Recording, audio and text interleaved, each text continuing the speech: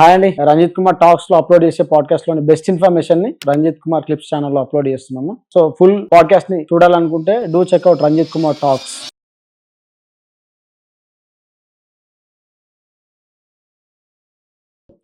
కొన్నిసార్లు మనం ఇప్పుడు బాగా కాన్షియస్ అయ్యాం కానీ ఒకప్పుడు సినిమాలు చూస్తే బాడీ షేమింగ్ చాలా కామన్గా ఉండేది కదా. అవును, ఒరే బండోడా, అవును, చాలా కాన్షియస్ గా సినిమాలు తీసే ఒక మంచి టేస్ట్ ఉన్న డైరెక్టర్ కూడా ఒక సినిమాలో ఈ డైలాగ్ ఉంది. ఓకే, ఇప్పుడు మనం అనగలమా? అనలేం. కోపం వస్తే దీనికి 4 గింతలు అంటాం.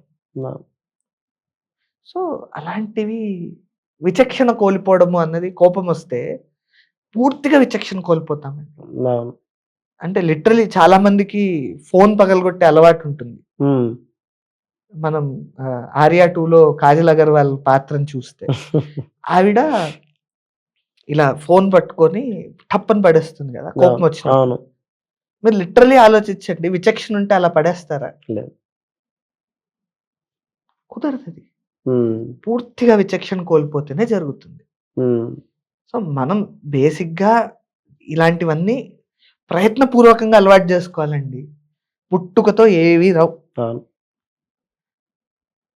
మనం కొంత కొంత ప్రయత్నిస్తూ నిన్నటి కంటే నేను ఈరోజు బాగున్నానా, ఈ రోజు కంటే రేపు బాగుంటానా అన్నదే మన ప్రయాణం.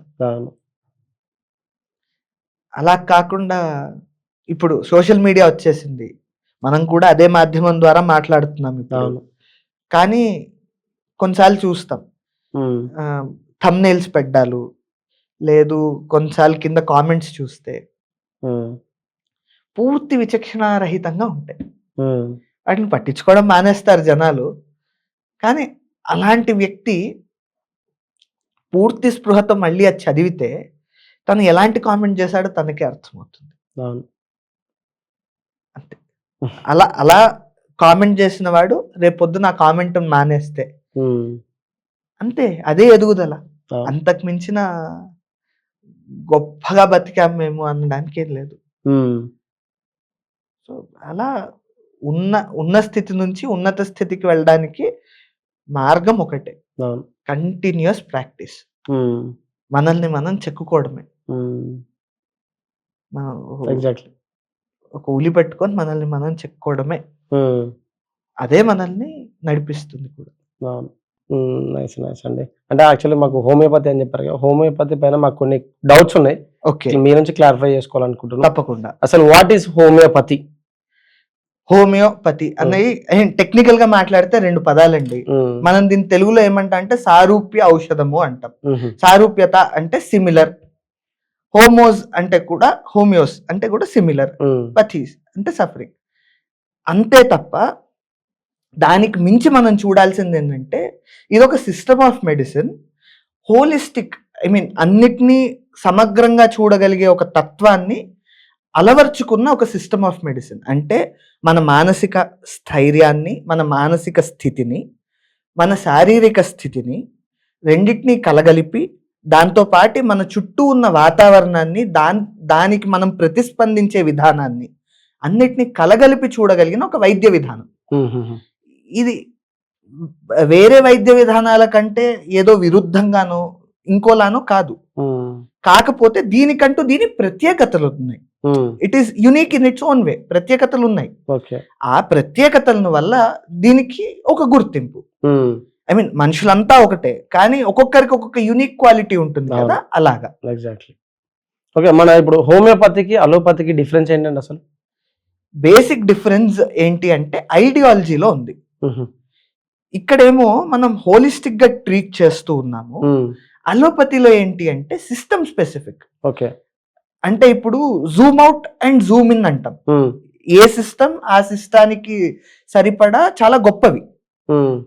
ఇప్పుడు జూమ్ ఇన్ అంటే ఇప్పుడు ఎలా అంటాను, ఇప్పుడు ఎవరికైనా లివర్ డిసీజ్ వచ్చింది, పూర్తిగా ఒక లివర్ మీదే సాధికారత పొందిన వైద్య విధానము మీకు దొరుకుతారు. గ్యాస్ట్రోఎంట్రాలజిస్టులు, ఒక లివర్ మీద ఎక్స్పర్ట్స్ కూడా ఉంటారు. ఐ మీన్ గట్టిగా మాట్లాడితే కంట్లో ఉన్న ఒక చిన్న పొరకి కూడా ఎక్స్పర్ట్స్ ఉన్నారు. సో అది అంత జూమింగ్ చేసి ఉంటుంది. హోమియోపతి వచ్చేటప్పటికి ఇంత ఎక్స్పర్టైజ్ ఉన్నా లేకపోయినా మనం చూసేది ఏంటి అంటే సమగ్రంగా మనిషి తత్వం ఎలాంటిది అన్నది హోమియోపతిలో చూస్తాం. So Zoom in and Zoom out. Okay, అంటే ఇప్పుడు సమగ్రంగా వ్యక్తి తత్వాన్ని చూస్తా అన్నారు, మనిషిని పూర్తిగా మనిషి రోగాన్ని స్టడీ చేయడం హోమియోపతిలో చేస్తాం. అంటే మానసికంగా, దాని తర్వాత శారీరకంగా, దాని తర్వాత ఇన్ జనరల్ కొన్ని ఎలా ఉంటాయంటే చాలా జనరలైజ్డ్గా ఉంటాయి. ఐ మీన్ ఎలా చెప్పచ్చు అంటే క్లైమేట్స్ ఉంటాయి. ఎండాకాలంలోనే కొంతమందికి వస్తూ ఉంటుంది రిపీటెడ్ గా, అదో ప్యాటర్న్, ఆ ప్యాటర్న్ అబ్జర్వ్ చేస్తాం. ఇలా వేరు వేరు కోణాల్లో చూడడము అన్నది ఒక హోలిస్టిక్ మెడిసిన్ కి ఉండే అడ్వాంటేజ్. ఇది ఇక్కడ అడ్వాంటేజ్. కానీ ఇప్పుడు మీకు జూమ్ ఇన్ అప్రోచ్ కావాలి అంటే మీకు ఎక్స్పర్ట్ కావాలి. సో దానికోసం హోమియోపతిలో కూడా ఇప్పుడు కొత్తగా ఎక్స్పర్ట్ సబ్జెక్ట్స్ తెస్తున్నారు. ఇన్ ద ప్రాసెస్ లో ఉన్నాం. బట్ ఇప్పుడు ప్రస్తుతానికైతే మాత్రం అంత ఎక్స్పర్టైజ్ అన్నది చాలా తక్కువ మందిలో మాత్రమే చూడగలం. అంటే హోమియోపతి ఒక సూడో సైన్స్ అంటారు, అంటే ల్యాక్ ఆఫ్ ఎవిడెన్స్ ఉంది అంటారు. జనరల్ గా బయట ఇట్లా అంటూ ఉంటారు, మనం వింటూ ఉంటాం కూడా. నేను ఎప్పుడు అనే మాటే, I mean as a student నేను కూడా రీసెర్చ్ చేస్తూ ఉంటాను. ఎండి కరికులంలో పార్ట్ గాను, దాని తర్వాత వ్యక్తిగతంగా నాకు ఆ క్వెస్ట్ ఉంటుంది, ఆ కుతూహలం ఉంటుంది. ఇలా ఎందుకు అంటున్నారు, నిజమైతే అన్ని చోట్ల ఉండాలి కదా అని. నేను ఎప్పుడు నమ్మే విషయమే ఏంటంటే ఇన్నేళ్లగా మంది ఇచ్చినప్పుడు దాని తాలూకు రియాక్షను, దాని తాలూకు రిజల్ట్ కనిపిస్తున్నప్పుడు దీన్ని సూడో సైన్స్ అని కొట్టి పారేయడం కరెక్ట్ కాదేమో.